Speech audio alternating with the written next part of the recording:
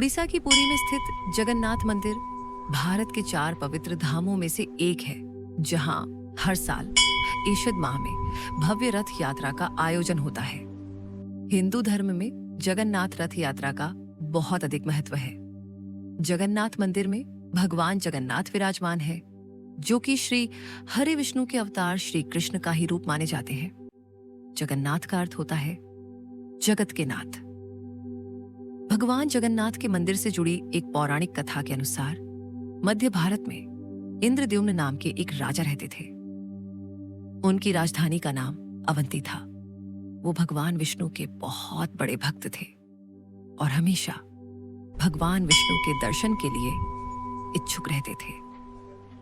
एक बार एक आराशी घूमते हुए उनके महल में आ पहुंचे और राजा से बोले, राजन, उड़ीसा में भगवान विष्णु के भव्य रूप नील माधव को पूजा जाता है, लेकिन वो जगह उड़ीसा के कौन से हिस्से में है, ये आपको पता लगाना पड़ेगा। क्या आप सत्य कह रहे हैं ऋषि श्रेष्ठ? ये सुनकर तो मेरा मन भगवान विष्णु के दर्शनों को लालायित हो गया है। राजा इंद्रद्युम्न अत्यंत आनंदित हो थे और तुरंत महल के मुख्य पुजारी के भाई विद्यापति को आदेश दिया कि वो उड़ीसा जाकर नील माधव की खोज करें। राजा के आदेश अनुसार विद्यापति ओडिशा भ्रमण करने निकल पड़े।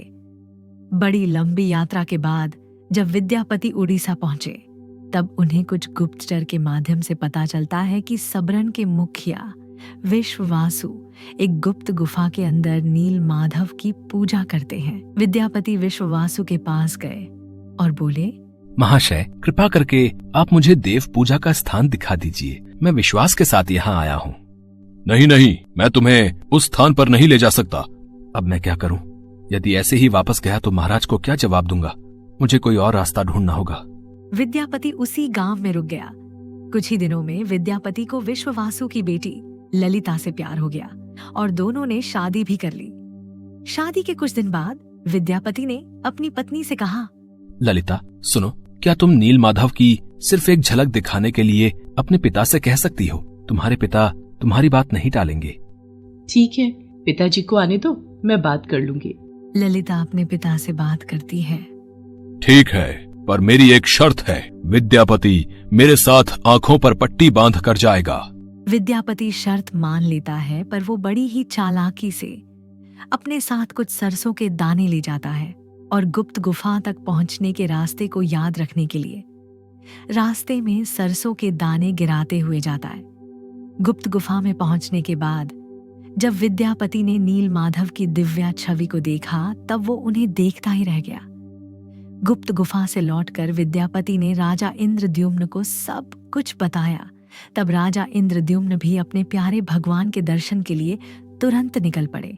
लेकिन जब राजा इंद्रद्युम्न विद्यापति के साथ गुप्त गुफा में पहुंचे, तब उन्हें वहां कुछ नहीं दिखा।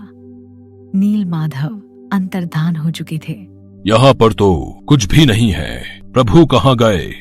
महाराज, मैंने यही उनके दर्शन किए थे, पर अब वो यहाँ से अंतर्ध्यान हो गए हैं। राजा इंद्रद्युम्न निराश होकर महल में लौट आए। उसी रात उनके सपने में भगवान विष्णु आए और बोले, राजन, तुम पुरी की समुद्र तट पर जाओ। वहां तुम्हें एक लकड़ी का लट्ठा मिलेगा जो पानी में तैर रहा होगा। उसे लेकर आओ और उस लकड़ी से मूर्ति का निर्माण करो। राजा इंद्रद्युम्न ने इस संदेश का पालन किया और वो पुरी के समुद्र तट पर पहुंच गए और वहां उन्हें सचमुच एक लकड़ी का लट्ठा पानी में तैरता हुआ दिखाई दिया। परंतु उसे लकड़ी के लट्ठे से कोई भी कारीगर नील माधव की छवि तराश नहीं पा रहे थे। महाराज, हमारे लिए ये कार्य करना असंभव है। हम इस लकड़ी के लट्ठे से कोई भी मूर्ति नहीं तराश पा रहे हैं। हमें क्षमा कीजिए। जब इस काम को करना नामुमकिन हो गया, तब भगवान विष्णु ने फिर से राजा के सपने में दर्शन दिए और कहा, राजन, तुम देवताओं के शिल्पकार विश्वकर्मा की आराधना करो। वो इस कार्य को अवश्य पूरा करेंगे। भगवान विष्णु के कहने पर राजा इंद्रद्युम्न ने देवताओं के शिल्पकार श्री विश्वकर्मा से प्रार्थना की। तब वो सबके समक्ष एक बूढ़े बढ़ई के रूप में प्रकट हुए और राजा इंद्रद्युम्न से बोले, राजन, मैं आपको विश्वास दिलाता हूँ कि मैं कुछ ही दिनों में तराश कर मूर्तियां तैयार कर दूंगा, लेकिन मेरी कुछ शर्तें हैं।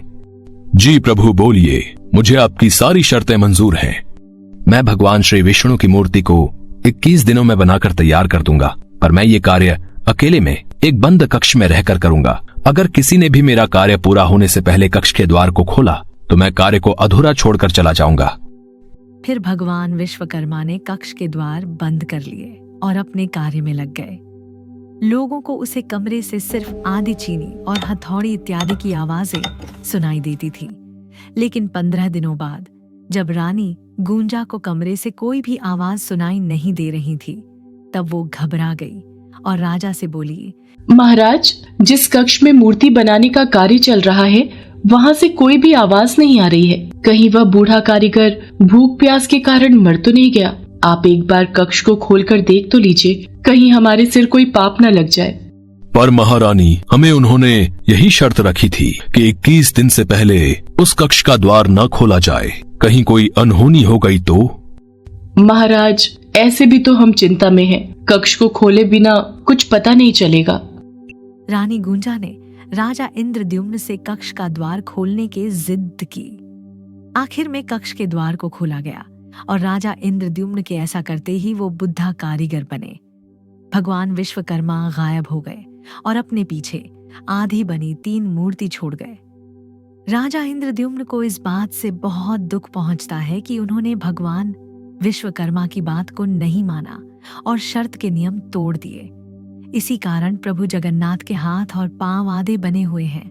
राजा इंद्रद्युम्न ने उसी रूप में उन मूर्तियां की स्थापना की जो आज जगन्नाथ मंदिर के नाम से प्रसिद्ध है, जहां श्री कृष्ण भगवान जगन्नाथ के रूप में बड़े भाई बलराम और छोटी बहन सुभद्रा के साथ विराजमान हैं।